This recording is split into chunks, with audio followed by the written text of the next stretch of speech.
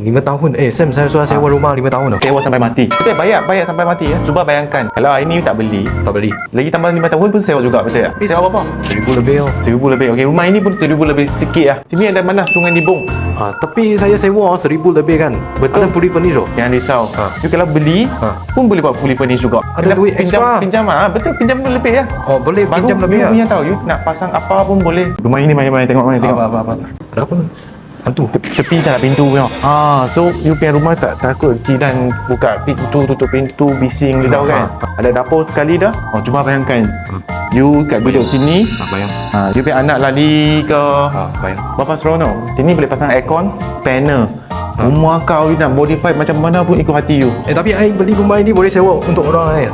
Boleh buat bilik lah. Satu bilik sewa 400, 500 pun mungkin. Cuba komen kat bawah. Boleh tak kalau satu bilik macam ini nak sewa 400? Ni I tengok sudah renovate punya. 2 tandas lagi. Dua tandas.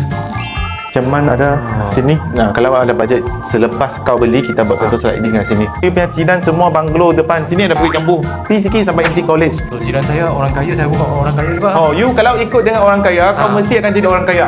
You kena percaya. Rumah ini owner nak jual 288,000, ada satu fixed parking. Okey? Sebulanan lebih kurang 1,200 macam ini. 1,200 saja. Kalau macam tu, belilah. Betul, belilah. Siapa tak beli, cuba komen kat bawah. Okey.